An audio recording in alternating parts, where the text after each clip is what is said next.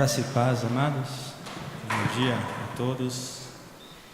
Eu quero convidá-los a abrirem as suas Bíblias no profeta Jonas. Nós vamos ler o capítulo 3 do profeta Jonas.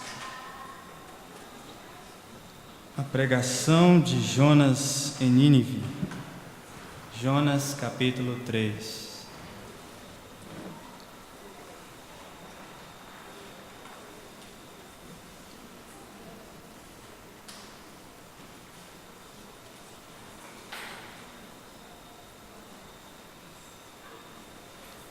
Antes da leitura desse texto, eu convido os irmãos a orarem comigo. Pai Celestial, querido e bondoso Deus, nós te louvamos, agradecemos por mais essa oportunidade que temos de estarmos na Tua casa. É um privilégio, ó Deus, poder cantar louvores, poder exaltar e celebrar o Teu nome com a Tua igreja. Nós lhe pedimos por cada um que aqui está e também lhe pedimos por toda a Tua igreja espalhada pela face da terra. Lhe pedimos, ó Pai, para que a Tua palavra ela venha novamente a falar aos nossos corações. Dá-nos a Tua palavra, pois precisamos encarecidamente dela, Senhor. Assim nós oramos em nome do Senhor Jesus Cristo. Amém.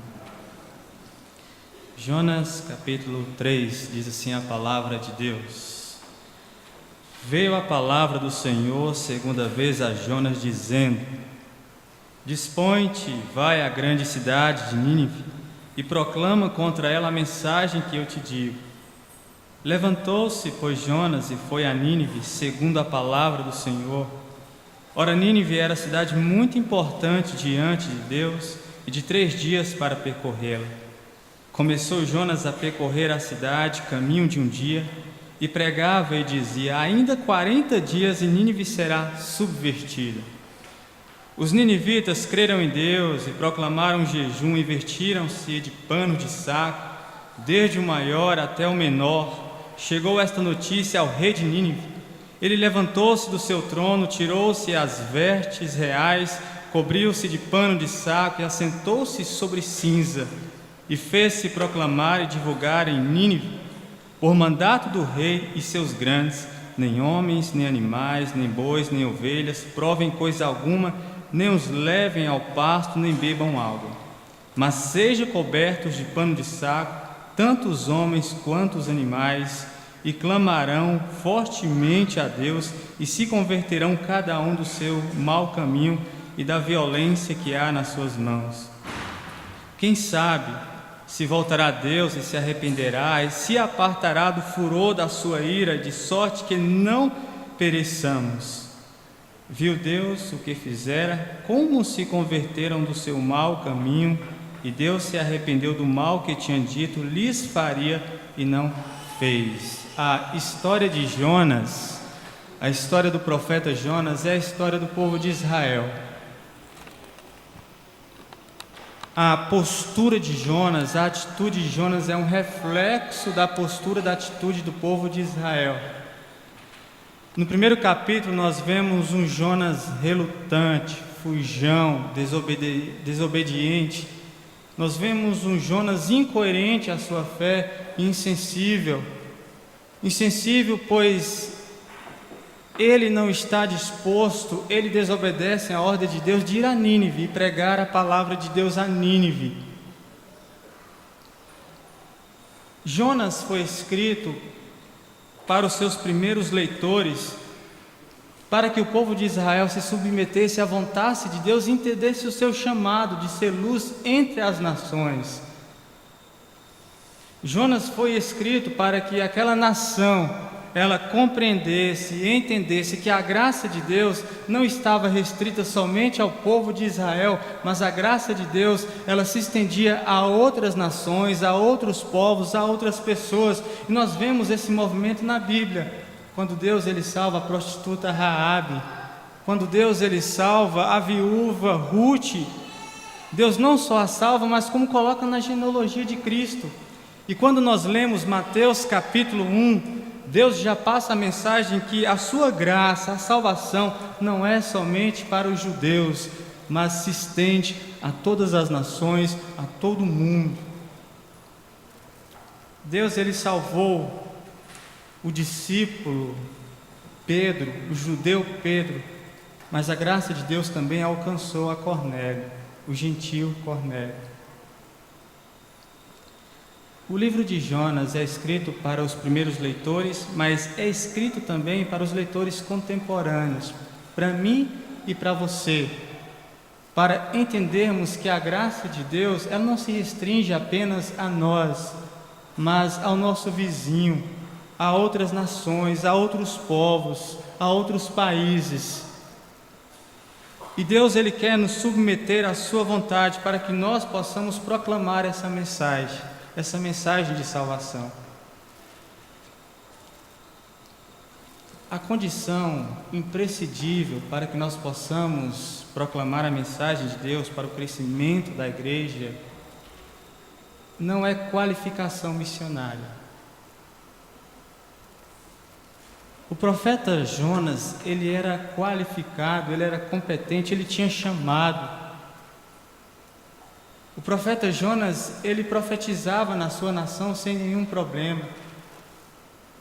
Mas a prioridade, a primeira condição para que nós tornamos ser pregadores da palavra de Deus é um profundo senso de pecado e da graça de Deus. É um profundo senso de pecado, é um profundo senso da graça de Deus. Irmãos, Jonas, ele, por motivos pessoais, ele decidiu no primeiro capítulo não fazer a vontade de Deus. E ao escolher não fazer a vontade de Deus, de proclamar a mensagem, Jonas vai parar no abismo, dentro do ventre de um peixe. Terremotos, trovões, porão, ele é jogado no mar, engolido pelo peixe. E lá no peixe, ele entende o seu pecado, ele é quebrantado por Deus. Ele reconhece a sua insensibilidade, a sua incoerência, a sua desobediência. E Deus misericordiosamente devolve Jonas a segunda chance de proclamar a sua palavra.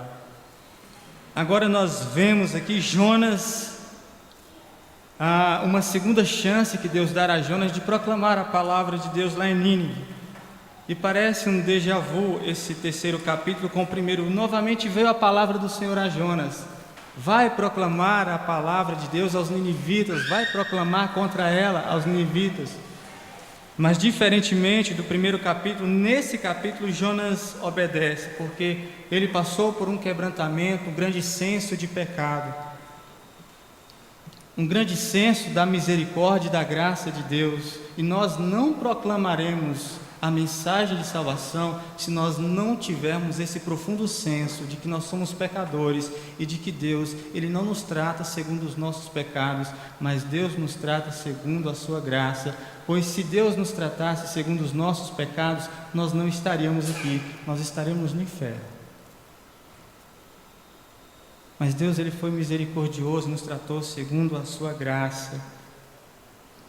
E Jonas, ele aproveita essa oportunidade, essa nova chance. E assim como Deus deu uma nova chance a Jonas, Deus nos dá constantemente nova chance, uma nova oportunidade. Assim como Deus deu uma nova oportunidade, uma nova chance a Abraão, que pecou, que não acreditou na promessa de Deus e quis com que as promessas de Deus fossem cumpridas a partir das suas próprias concepções, a partir dos seus próprios esforços. Abraão que mentiu, dizendo que Sara não era a sua esposa, mas Deus reajusta a vida de Abraão, lhe dando uma nova oportunidade de ser uma bênção para todas as nações, pai de uma grande nação. Aconteceu com Moisés também, ele queria resolver as coisas da sua própria forma, matou um egípcio e teve que fugir do Egito. Deus dá uma nova chance a Moisés, aparece novamente na sarça ardente, chamando-o para liderar o povo. O interessante, amados irmãos, é que Deus, Ele não só perdoa, mas Ele restaura e Ele recomissiona. Foi como o que Deus fez com Pedro: vá e apacente as minhas ovelhas. Pedro, que negou o Senhor Jesus Cristo. Deus lhe dá nova oportunidade. E Deus deu nova oportunidade a Jonas. E nós também podemos voltar da estaca zero. E nesse sentido, voltar ao ponto zero não é regredir, é progredir. Se por acaso missões não ardem em nosso coração, se nós estamos insensíveis, se nós desobedecemos a palavra de Deus, nós ouvimos, nós concordamos, mas nós não empenhamos com afinco na obra missionária, na evangelização, se nós voltarmos à estaca zero de que é começar a sentir o desejo, a estar sensível, a se colocar no lugar daqueles pecadores que ainda não aceitou Jesus Cristo e oferecer como canal de Deus para que a graça seja vinda através daquela pessoa, através da sua vida, como um canal de bênção. Quando nós voltamos da estaca zero com essa sensibilidade, ou pelo menos com desejo, já é um progresso. E Jonas foi à grande cidade de Nínive pregar a mensagem. Ele se dispôs e foi àquela grande cidade. Agora imagina Jonas, um homem sozinho, passando por Nínive, aquela grande cidade, onde os estudiosos dizem que tinham mais ou menos 600 mil habitantes. E ele começa a pregar, e a pregação de Jonas é desagradável, é singela, é simples. Olha só a pregação de Jonas no capítulo 4, na parte B. Ainda 40 dias e Nínive será subvertida. Não vemos graça na pregação de Jonas. É uma mensagem de juízo. Daqui 40 dias e essa cidade será destruída, subvertida por Deus. A mensagem de Jonas é simples. No texto hebraico, na língua hebraica, só são 5 palavras. Não existe graça, é uma sentença, é um juízo.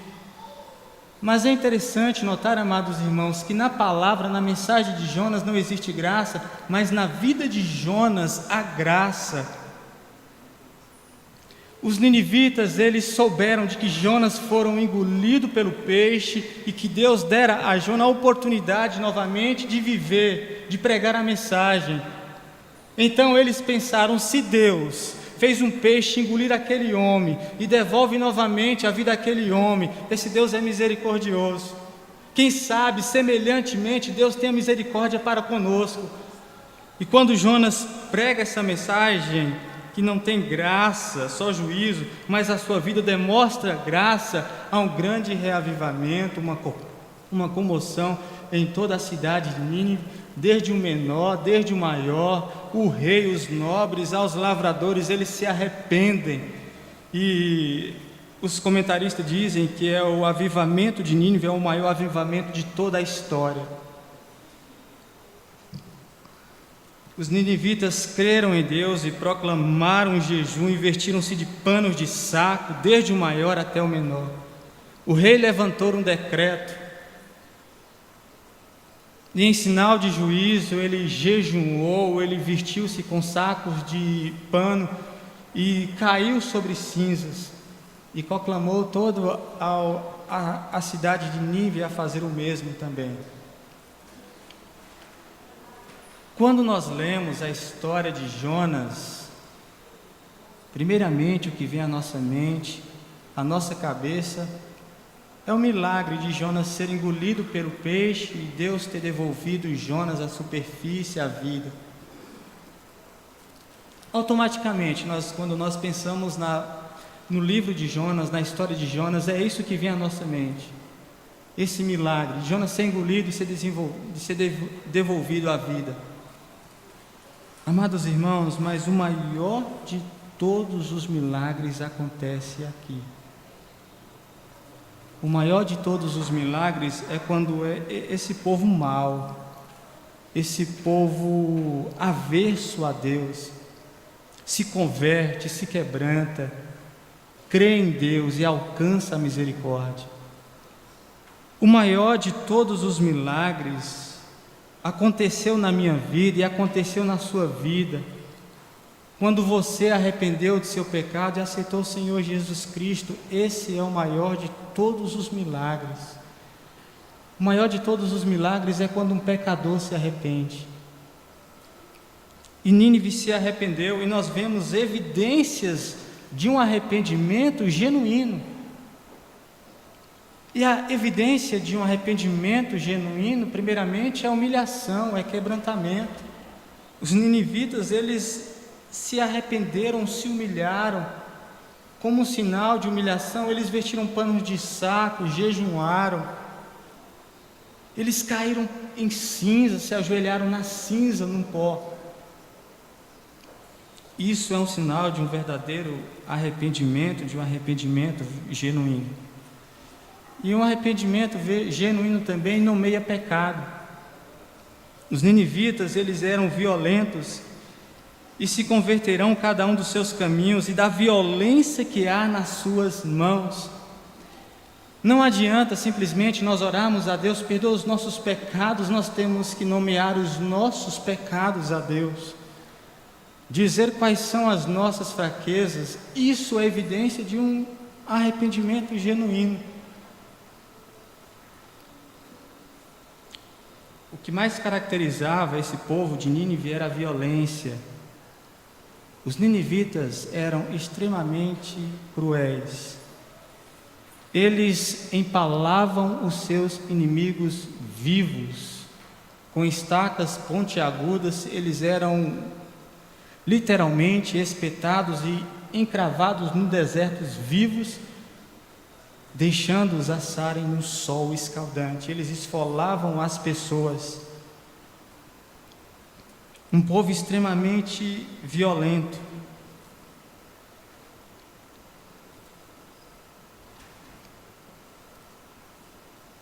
Amado, qual é o pecado da nossa geração?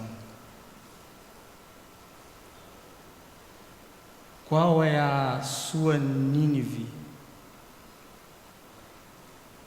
Eu estava conversando com o meu primo, ele quando foi fazer faculdade de música lá em São Paulo, todo empolgado, contente em fazer faculdade, e ele conseguiu algumas aulas particulares com um professor conceituado da USP.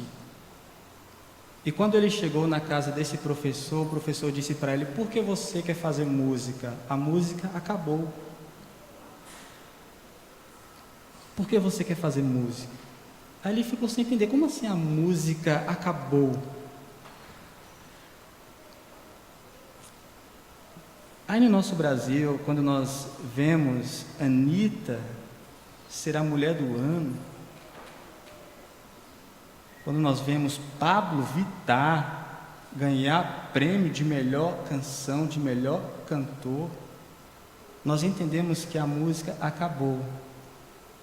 O que são tocado hoje nas periferias, não só nas periferias, não são músicas, mas são grunhidos que passam uma mensagem libertina, pornográfica. Aí entendemos que a música acabou, e a questão é mais problemática porque toda essa mensagem musicada influencia de forma abrupta a nossa sociedade. Nós vivemos em uma Nínive completamente imoral. Gravidez precoce, as mulheres perderam o pudor no seu vestir, andam quase que peladas. O que caracteriza a nossa sociedade é a imoralidade, mas é também a violência. O que caracteriza essa Nínive podre também é a corrupção. E assim como Jonas, a vontade dele era que essa Nínive, aquela Nínive fosse para o inferno, o juízo de Deus caía sobre essa Nínive.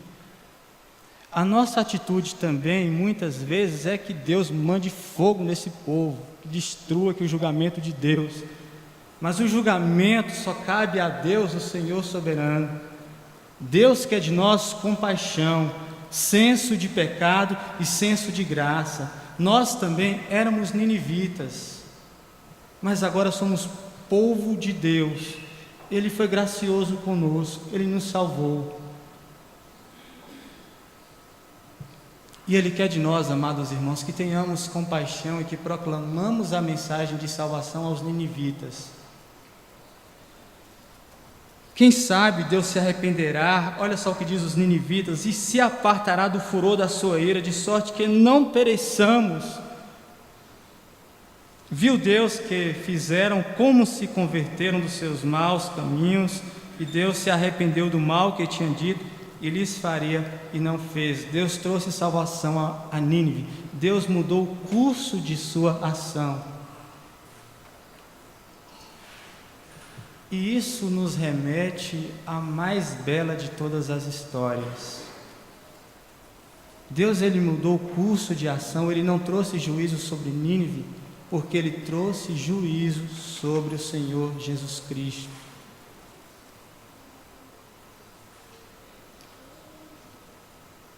Deus, ele julgou a si mesmo para conceder liberdade a Nínive, para conceder liberdade a você e a mim também.